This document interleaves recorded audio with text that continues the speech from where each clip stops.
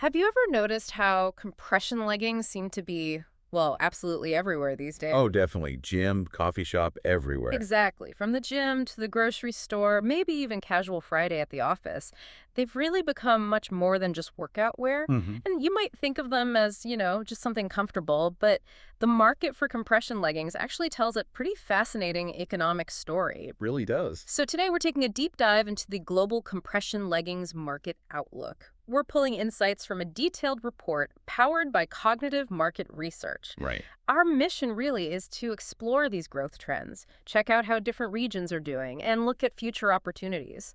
Basically, give you a shortcut to being truly well informed about this booming sector. Sounds good. Okay, let's unpack this. Let's do it. When we say booming, we really mean it. Right. Globally, this market was valued at nearly $1.2 billion in 2021. Already a significant number. Yeah, but here's where it gets really interesting. It's not just growing steadily. This report projects it'll jump to over $1.6 billion by 2025, Okay. and then nearly double its 2021 value, getting close to $3 billion by 2033. Wow. That reflects a strong compound annual growth rate, or CAGR, of 7.8% across the board. Pretty solid. It is solid. And what's fascinating here, I think, is how this isn't just steady growth. It's more like an acceleration. Acceleration, right. Yeah, and that signals a really deep-seated, maybe even a permanent shift in what consumers want, across the globe. So not just a fad.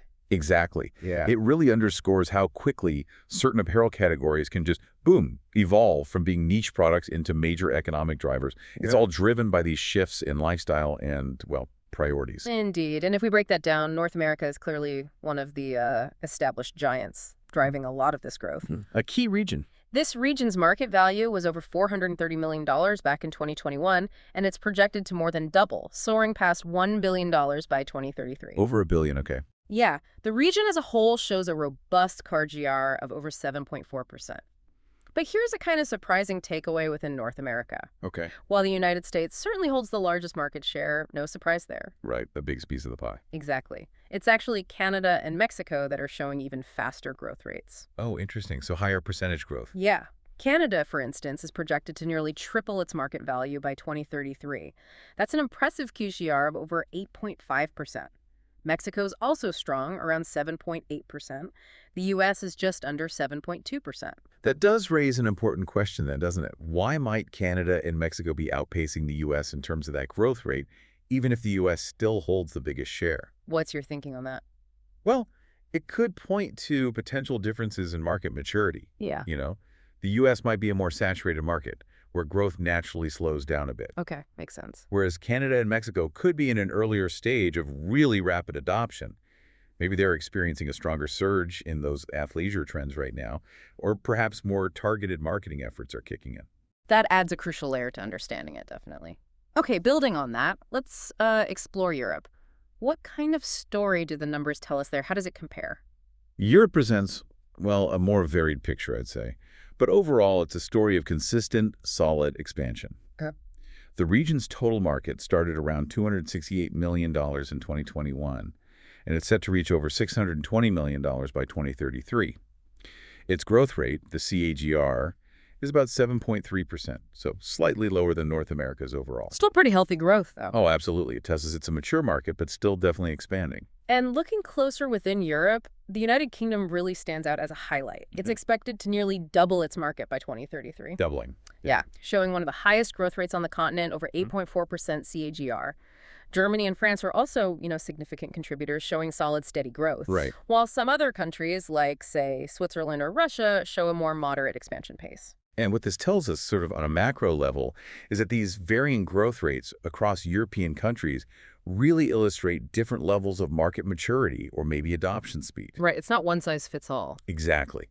It shows how critical it is to think about those country-specific factors when you're analyzing global trends. Each nation has its own unique economic, climate, cultural landscape, influencing everything from fashion preferences to health consciousness. Okay, good point. Now, if we're looking for where the real explosion is happening, we need to turn our eyes eastward. Asia-Pacific. Yes. Here's where it gets really interesting. Asia-Pacific is truly setting the pace. a global growth engine. The numbers are usually pretty dynamic there. For sure. This region, valued at over $305 million in 2021, is projected to surge to over $850 million by 2033. Wow, that's a huge jump. Huge jump. And that's a remarkable CAGR of over 9%. That's the highest regional CAGR we've seen so far. Over 9%. Okay, that's leading the pack. Definitely. And the numbers for India within that are just staggering. This country alone is projected to nearly triple its market by 2033. Cool. Yeah, with a phenomenal 10% CAGR. That makes it the fastest growing single market globally in this report. Wow. What's driving that? What's making India explode like this? Well, India's 10% CAGR is truly phenomenal, as you say. It really suggests a powerful confluence of factors happening all at once. Like what? You've got a rapidly expanding middle class, right, with increasing disposable income. You've got a burgeoning fitness and wellness culture taking hold. And just the swift adoption of global athleisure trends. Unlike, say, more established markets, India has this vast, relatively untapped consumer base that's just quickly embracing these modern lifestyle choices. So perfect storm in a good way. Pretty much. Yeah. And of course, we also see China leading the region in overall size and other strong contenders like South Korea, Australia. They're all contributing to this incredible regional surge. Makes perfect sense when you lay it out like that. Okay, let's shift our focus a bit now to South America, a region showing more of a steady climb in this market. Right. Consistent growth there, too. Yeah, the compression leggings market there was around $58 million in 2021. It's projected to more than double, reaching over $135 million by 2033. That's a TAGR of just over 7.2%. Okay, 7.2%. Still very respectable. Definitely. And what's worth noting about South America, I think, is its consistent, albeit maybe less dramatic, growth across many of its nations. Brazil, for instance, leads the region as its largest market, as you'd probably expect.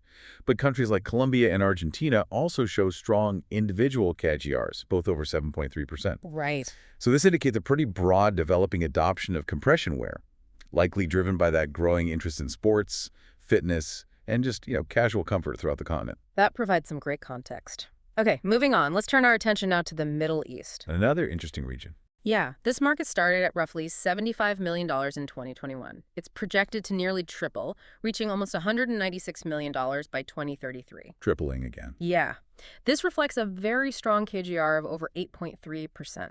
That actually makes it the second highest regional KGR globally after Asia Pacific. Over 8.3%. Wow. So what's driving that? Well, what do you think? What's fascinating here is how countries like Saudi Arabia, the UAE, and Qatar are driving such strong growth. Their KGR is well over 8%, so nearing 9%. Right, leading the charge there. Absolutely. Yeah. It indicates a really significant shift in consumer preferences and lifestyle trends in the region. It speaks to perhaps increasing urbanization, a growing emphasis on health and wellness, maybe, and just the rapid adoption of global fashion trends, particularly in the more cosmopolitan centers. That makes sense. Okay, finally, let's round out our regional overview with Africa. Okay. Now, while it shows the lowest regional KGR compared to the others, it's just over 5.3%. Right, a bit slower pace. Yeah, but it's crucial to remember this is still very much an emerging market with significant potential down the line. The market stood at nearly $59 million in 2021, and it's projected to grow to over $125 million by 2033. So still more than doubling. Exactly. Nigeria and South Africa lead the continent in market size, and both are showing solid growth within that 5% range. Yeah, and this raises an important point, actually. While the growth rate is lower than other regions, it still signifies a market that's definitely on the rise. It's not shrinking. Not at all. It suggests developing consumer segments are increasingly adopting these trends, even if market penetration is still, relatively nascent compared to other places. Right. It could point to unique local factors influencing adoption, or maybe it's simply an earlier stage in the overall market's life cycle compared to the more mature regions we discussed. That's a great perspective. So let's tie this all together. What does this all mean for you, the listener, trying to understand the bigger picture of global consumer markets? Well, what's the main takeaway? I think it means the global compression leggings market is clearly set to expand robustly over the next decade. That seems undeniable. Strong growth overall. Yeah. Asia Pacific and the Middle East are showing the fastest growth rates, really leading the charge, driving that acceleration. Meanwhile, North America and Europe remain these steady, significant contributors to the market's overall strength.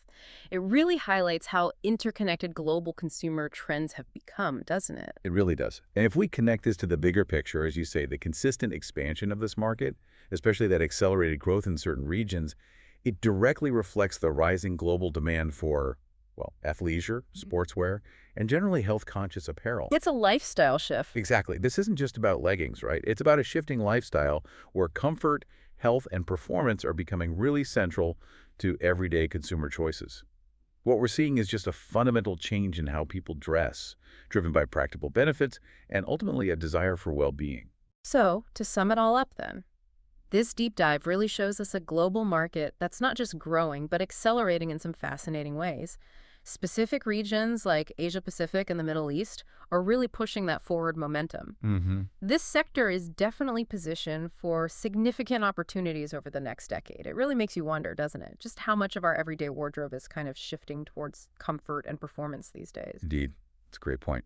As we've seen, what we wear so often reflects how we live and fundamentally what we value. Yeah.